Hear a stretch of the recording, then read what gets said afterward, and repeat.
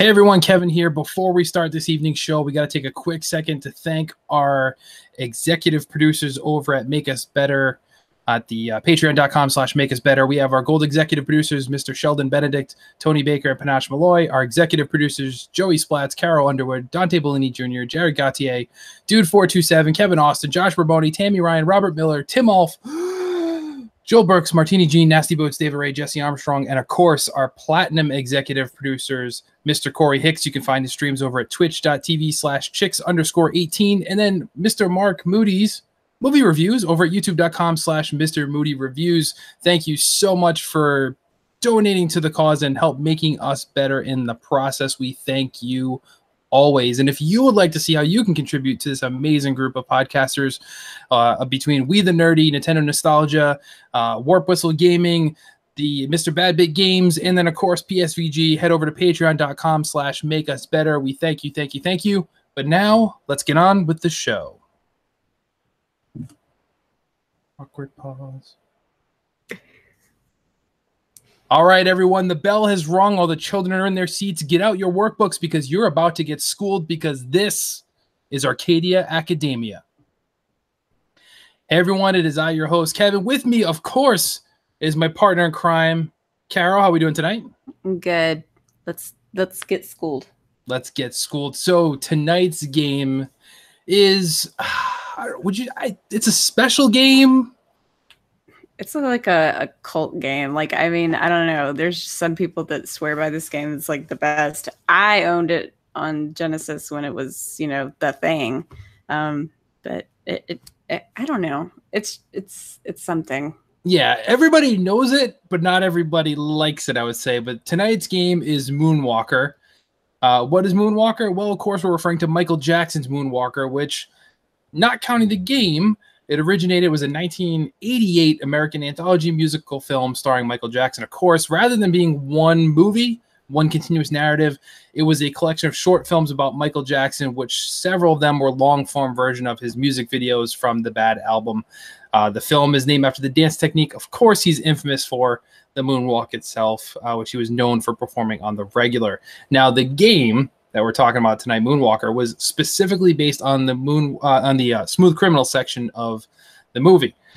The segment begins in the movie-wise with three homeless children sneaking through a big city to find their friend Michael walking out of his apartment. As he stands in the front door, he notices a falling star. Oh. And then is ruthlessly attacked by mobsters with machine guns.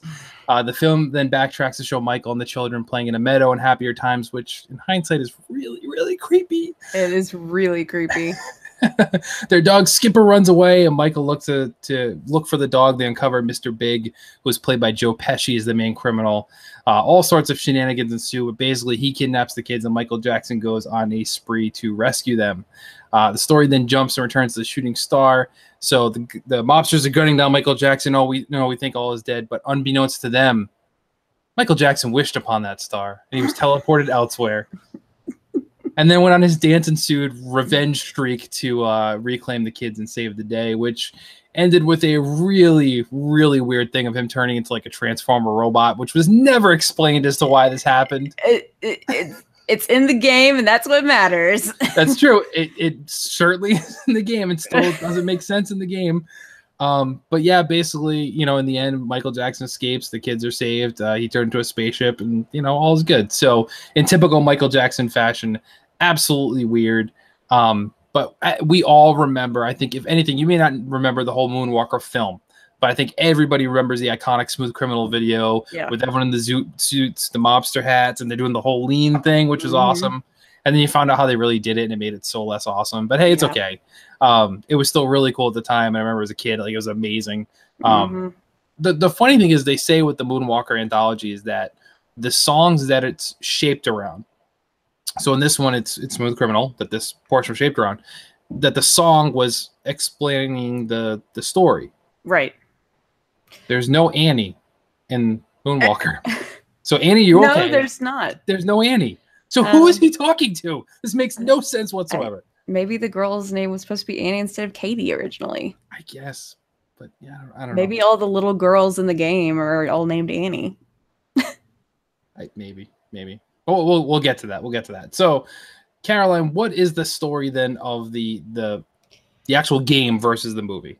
So the game is based off of the short film so far as you are rescuing the kids, which is literally just the same girl sprite. You open the door, you open the car trunk, and she screams, "Michael!" And she runs off with her teddy bear. So you collect like all the kids in each level, and then defeat whatever boss barrage that Mr. Big sends out at you, and then you go on to the next level and finally end up defeating Mr. Big.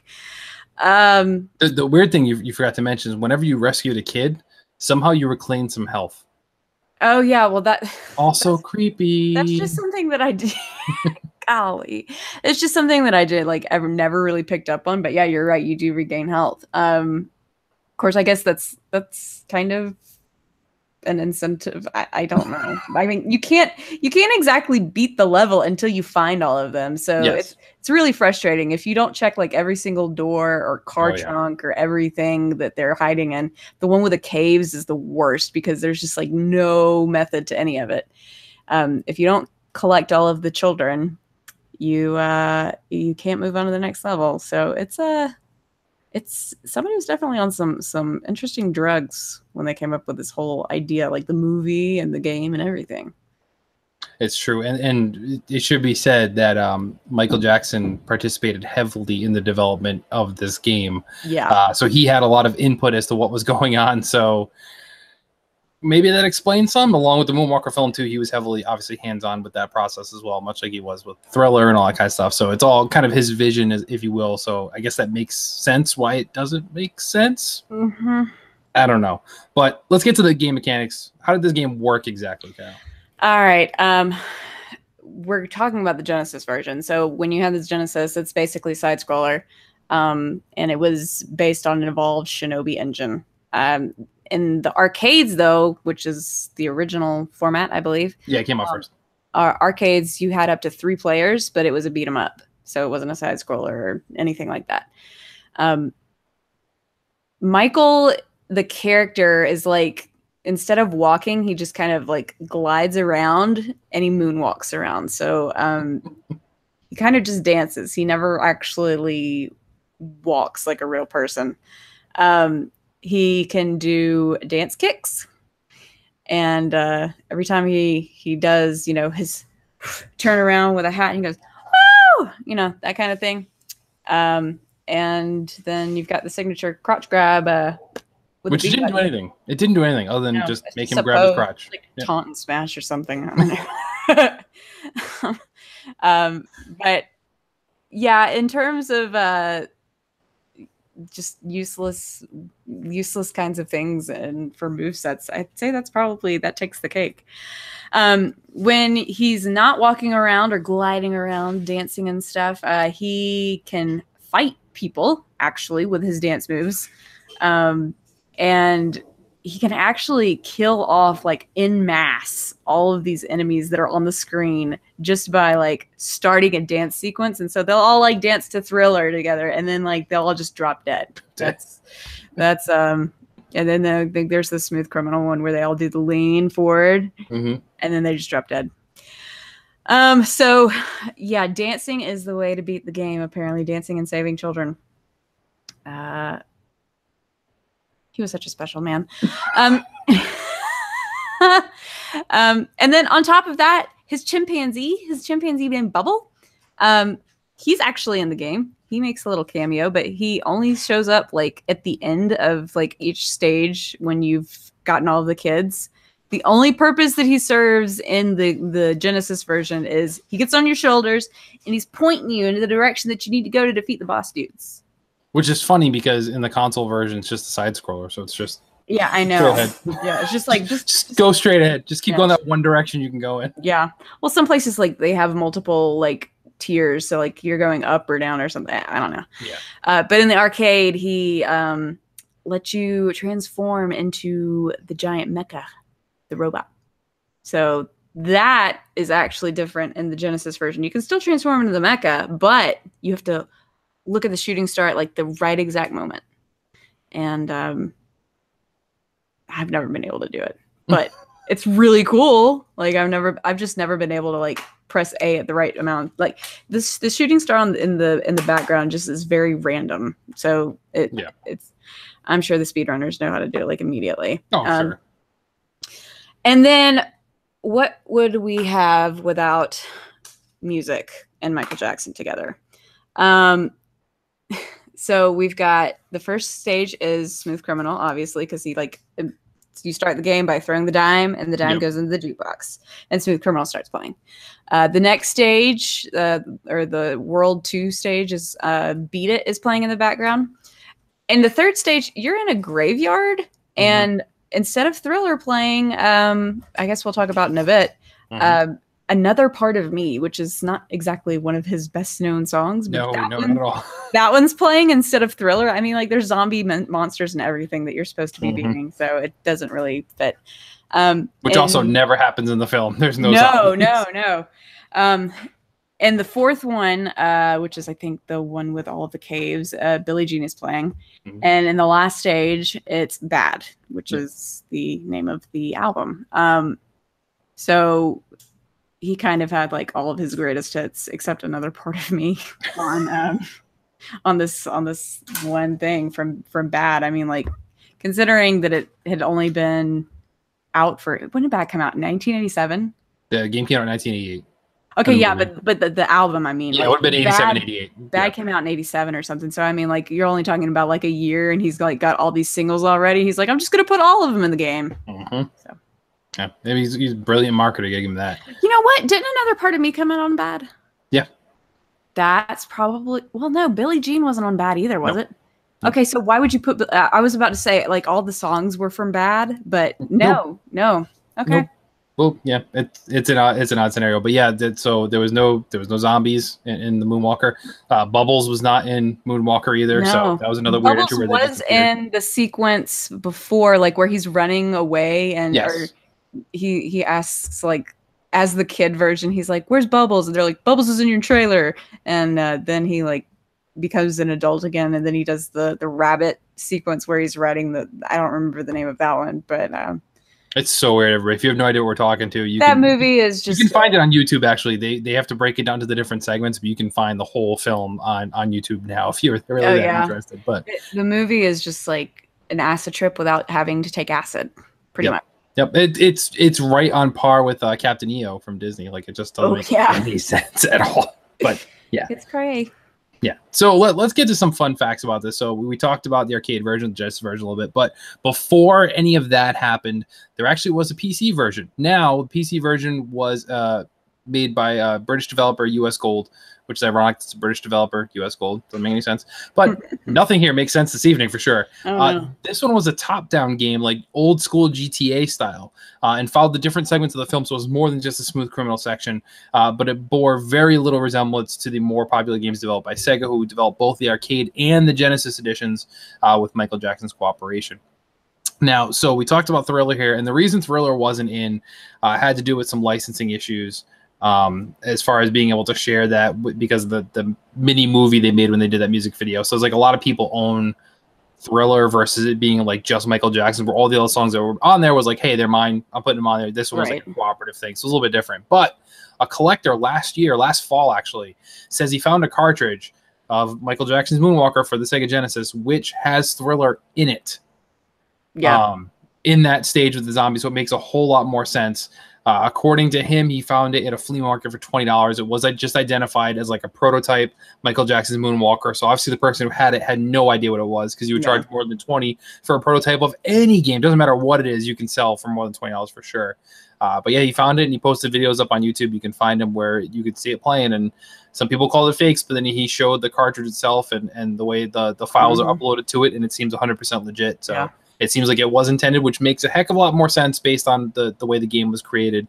But obviously, it must have been a last-minute thing where they had to pull it out. It's going to be one of the greatest finds at a flea market ever. Like, I just went to the flea market this past weekend, and it was a total bust. There was nothing there.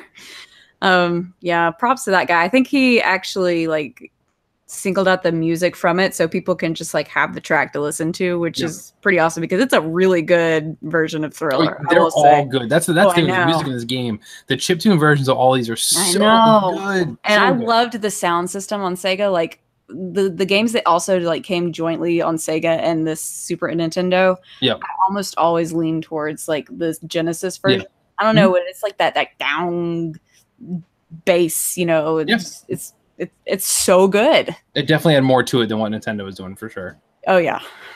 So I think Michael made some other video game appearances, didn't he? Yeah, okay. So this dude was huge into video games. People don't, like, really know that. But, like, if you look, there's, like, tons of pictures of him, like, with all sorts of, like, playing in an arcade or, you know, hanging out with Sonic the Hedgehog, like the big stuffed person in the suit type hedgehog.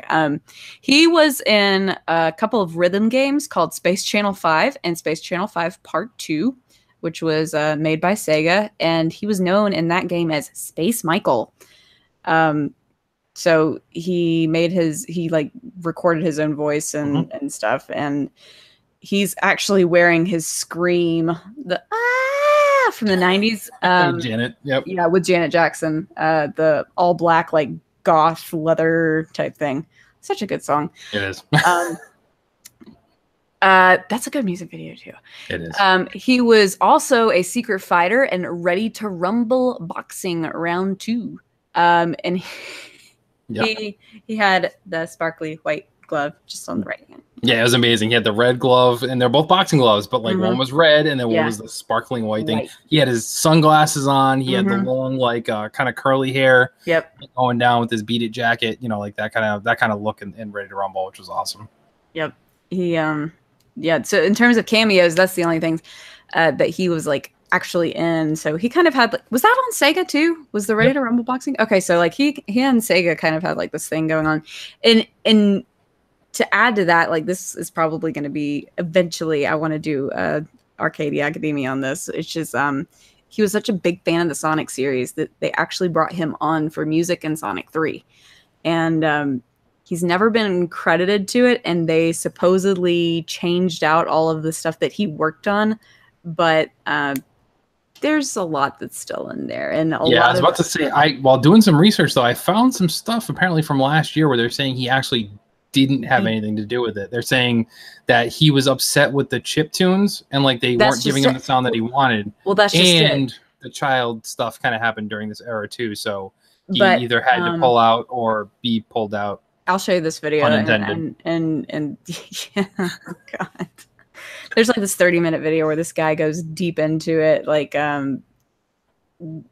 over 10 plus years of research and stuff, and he's actually interviewed some of the guys that were on staff with Sega doing the music at that time, and ended up being songwriters and producers that worked with Michael Jackson on his other stuff. So kind of you know, some obvious stuff there.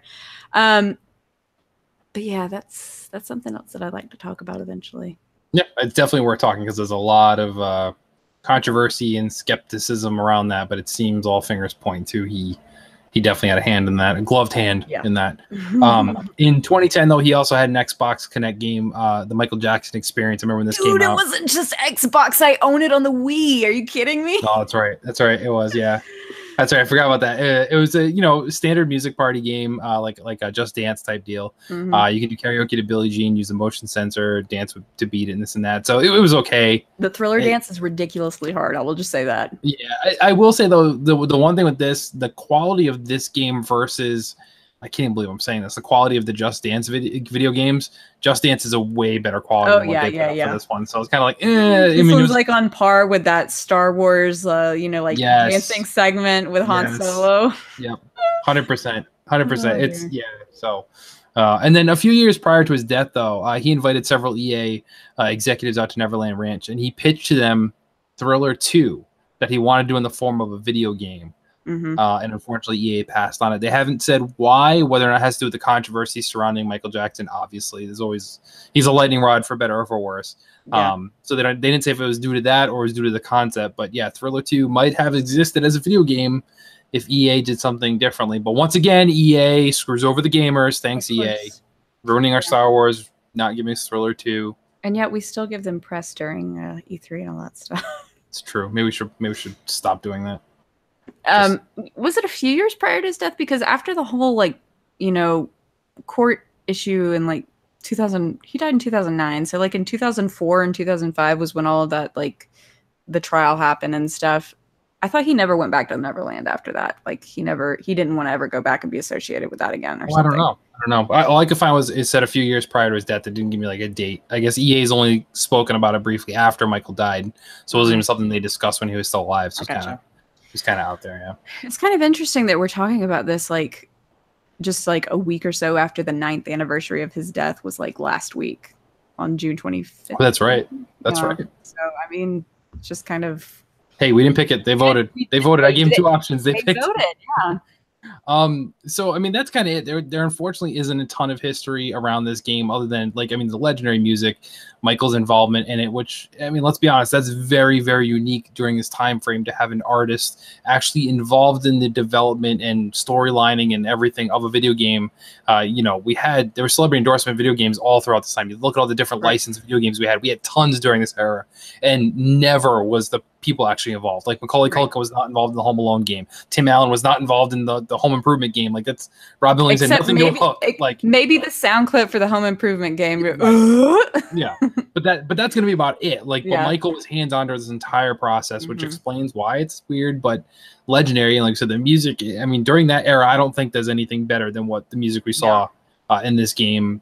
You know, as far as being reproduced audio, not like original music being written. It was legendary for that time. And as much as we're poking fun of Michael in this, we got to remember he was an icon. Oh yeah, he still is an icon. I love Michael Jackson, dude. And I mean, and during this era when this game came out, there was no star bigger. Yeah, there was, especially in the music world, there was nobody bigger than Michael Jackson. This was before all this stuff happened, so it was a unique thing there. So, your personal impressions of the original game, and you only played on Genesis, or did you play the arcade version as well? Played it on Genesis. I knew that it existed in the arcade, but I never like actually played it. I think I've seen it in an arcade maybe once. Okay. But never played it. I did know that they were completely different though. Like the Genesis one is not a beat 'em up. That would be kind of interesting though. And I didn't have friends to play with on the arcade game. I was such a loner kid. No, I'm kidding. I don't know. Co-op games are just not my kind of thing when it comes to like, or when I was a kid, you know, I was solo kid for the longest time before my sister came around. My sister's 3 years younger than me. And she never even really liked to play video games. So this was like the Genesis version was right up my alley. It was just, you know, just walking around doing that. Like every other game that I owned on the Genesis was pretty much just a side scroller and smack around the enemies and stuff like that. As a child, I loved it, and you know, growing up, it's just like been one of those things that I need to get my copy back, because when they sold all of my Genesis games, that was one of the ones that got sold. And you know, it's one that I would like to have on my shelf again, just because it's iconic, and even though it might not be the best gameplay or anything, it's just something.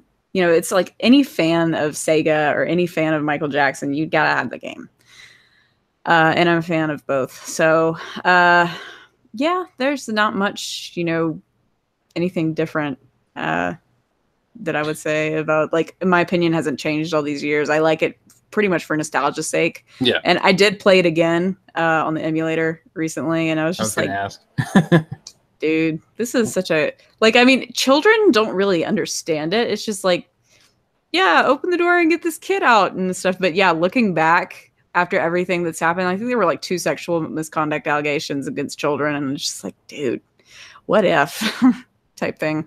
That's true. Now, back in the day, were you actually able to beat the game? Oh, heck no. I was like 4 or 5 years old when I was like really playing my Genesis. So I never got to like beat Mr. Big. I mean, I think I watched somebody, like my cousin or something, play it and beat it. And my dad used to sit and play Genesis games with me quite often. So my dad would be the one to beat the game before I would, you know, I would just sit and watch. But I don't think we ever beat it. Okay. Personally. So I'm assuming you didn't beat it when you replayed it on the emulator either? No, I did. It's easy as heck. Okay. Yeah. It's just, you know, you got to look left and right and hit the people. And It's not that hard. Yeah, it wasn't. So I remember my initial introductions actually was the arcade version. Oh, really? Way back in the heyday of Chuck E. Cheese. And I mean, to just show the age and what kids don't realize today is I remember Chuck E. Cheese in its heyday, like when it was out. Oh, yeah. And I mean, the one I had near my house, so the closest one to us at the time, there's only one in Rhode Island at the time, was massive. Like there were like, it was almost like going into a theater. That's how it was. The stupid animated Chuck E. Cheese band was on a full stage, not like this little dinky thing they're on now. And there was like 2 levels and 2 rows of like 100 feet long of games. Like there was so much there. And I remember finding Moonwalker for the first time. I was with some other people, and I was like, oh my god, it's a Michael Jackson video game. You know, we popped in, we played 3 players, which didn't make any sense because you could play 3 players, but everybody was still Michael Jackson. Yeah. Now, I don't know who else they could have put in. That also wouldn't make sense, I guess, either. But they could have given like some different characters, like be the Goons or something like that. But yeah, they were all Michael Jackson, just different color suits. It was white, red, and blue. And the thing that sucked about that is when you're playing with other people and Bubbles would come along and you need him to help turn into robot Michael Jackson. Yeah. Only one person could do that. Oh man, that's cheap. So it was a fight for everybody to want to get to be Robot Michael because shooting lasers out of your eyes, rocket launch and stuff like that was ridiculous. Much like the whole game. But those are the stories. Like I remember playing those things, and I mean that was a 75-cent game too back in the day. Like that was like not a cheap game to pump quarters into. But I remember playing it. I'm pretty sure we did not ever beat the arcade version, but I remember playing it a lot. So I had to have gotten pretty far into it. And then after seeing it in the arcade, and then eventually, I was a Nintendo guy for the longest time, but eventually I got a Genesis. Didn't have it for super long time, but I did have it, and Moonwalker was one of the games I definitely picked up again on Genesis and was like, wow, this is similar to the game I played, but still totally different because this plays more like Shinobi, and it's like hide and seek Shinobi basically is what the game and breaks down to. But yeah, I just remember it. I mean, I will not deny it. When I was a kid, I was a huge Michael Jackson fan. So anything attached to him, I was instantly drawn to. I mean, I was an 80s kid. I had my denim jacket with little pins on it, and I had Michael Jackson pins, whatever. I don't care. That's what it was about. So Michael Jackson was the man. So anytime we see this type of game, I was excited to see Michael Jackson attached to it. So I have a lot of fond memories for it. Now, replaying it for the show and for prep work, I was like, wow, I remember this game better than I play this game now. Like it doesn't feel the same as what I remember. Oh, really? At all. Yeah, like it's not good. Yeah, I know. It's like the music is great. That whole introduction with, like you said, with the coin flip into the jukebox, like that instantly reminded me of the video, which I love that video. But then actually playing through the game, I'm like, man, this is garbo. But the only thing that kept me going was the music. So I mean, like it's just like a one-hit kill on most everybody, like everybody pretty much. So I mean, you just got to make sure that you're looking both ways, and it's cake. It's just a survival game basically at that point. You just keep kicking people around and do little breakdance moves, and you're good to go. One thing I will note too, we didn't mention this too with the breakdancing, the breakdance moves, but your special where you make the enemies dance with you. Yeah, that even worked on the dogs. Remember that? Oh yeah, the dogs like the Dobermans. Yes. Yeah. I know. Which was awesome. Oh, yeah. I forgot about that until it happened in the game. I was like, oh, man, this is awesome. PETA now would, like, have a really big deal because, I mean, you, like, basically beat up the dogs, too. Oh, yeah. So. But, I mean, in Far Cry, you got to do the same thing, too. So. Yeah, but, oh, we wouldn't support Michael Jackson if he were still alive and, he was kicking dogs. That's true. Yeah. I think the kids would be more the issue with Michael Jackson than the dogs. But oh, yeah, no doubt. But. So I mean that's kind of all we got for Arcadia this week. I know it's a little bit short, but there's not a whole lot here to say, but we wanted to cover it because it is, like you said, it's a cult classic. It is a great game to go back and revisit and just kind of see in those generations of, hey, we're making licensed video games for everything. An occasion where one did stand up better than some of the rest and was remembered better than the rest, especially for the music and the mechanics of it. Pepsi Man, isn't that iconic? I don't know if they ended up speedrunning this at SGDQ this year, but there was an incentive to get Pepsi Man speedrun this time around. Gotta love it. Oh, so wasn't there a Michael Jordan and McDonald's one, or was that just a McDonald's video game on the NES or something? They had McDonald's video games in the NES. I don't remember McDonald's Michael Jordan game. Okay, maybe I'm just thinking of Michael Jordan and his McDonald's affiliation or something. Well, they did have Michael Jordan versus Larry Bird, and they had those McDonald's commercials. Right. So maybe you're confusing that game came out and the McDonald's thing. So yeah, I mean they definitely had things, but in that era, that's I mean, it's crazy to think during that time frame that more games were licensed video games than actual original video games. Like everything was just like, hey, it's got a video game. This has got a video game. That's got a video game. The California Raisins had a video game. Yeah. The 7-Up Spot. Yeah. The Domino's Noid. Like we should have episode on licensed like product video games. We should do an episode on that. We should totally. And just kind of tear through a whole bunch of them. So that'd be fun. Yep. But yeah, so I mean that's kind of all we got for Moonwalker. So Caroline, it's your turn. So how are we doing it? How are we doing it this month or next month? Really? We really liked the poll. I think we got a lot of feedback from it. We had quite a lot of people. We did. We had a lot of votes on it. It was really, really close. I mean, like it was within like a few percentage points that Moonwalker got it. We will eventually come back to Maniac Mansion. What I want to propose this time is not exactly as retro as we've been going. So this is like towards the late 90s, maybe early 2000s. And I've got two games that are both kind of in that area. And they're both on PC. Okay. So would you rather us talk about the original Roller Coaster Tycoon or the original The Sims? Oh, all right. So those are two of my very favorite, like when I was just getting into middle school type. Oh yeah. Video games for PC, because I love PC games. I spent a lot of time with both of these games, so I am all for both of them. That's good. I have the original Roller Coaster Tycoon downloaded from Steam, so I'm all for it. Perfect. All right, so that wraps up this month's Arcadia Academia. Thank you, everyone, for tuning in. If you're new from the Make Us Better community, we thank you for joining us and supporting us on the PSVG Podcast Network. We are a historical and kind of fun, facty type of show. We cover old games of old, nothing from the current gen or probably even last gen in most cases. I don't think we'll ever cover, so it's going to be older stuff. It's pretty bad when the original Sims is considered old. I know, right? But then you think they're on, what, 4 on the PC? 5 on the 5? 4? 4. They're on 4. Yeah, they're on 4 on the PC, but they've done so many games on the consoles and handhelds and spin-offs and all that fun stuff. But yeah, so that's it for us. Caroline, where can people find you and where else can they find you? Well, people can find me on the Nintendame at Twitter, at the Nintendame, I suppose. And I'm also on PSVG's Nintendo Shack. I'm about to go record that next. And whenever they want to have me on the regular PSVG show, I don't know. So yeah, I'm just like floating about all the Nintendo and the PSVG shows recently. Fair enough. You can find me on Twitter at PSVG Kevin. You can follow the podcast course at PSVG. Head over to the website psvg.blog and check out all the cool stuff we are writing, whether it be articles, podcast listings, videos, news, all that fun stuff. You can find it all on the website psvg.blog. So thank you, everybody. Tune in again next month. You just got schooled.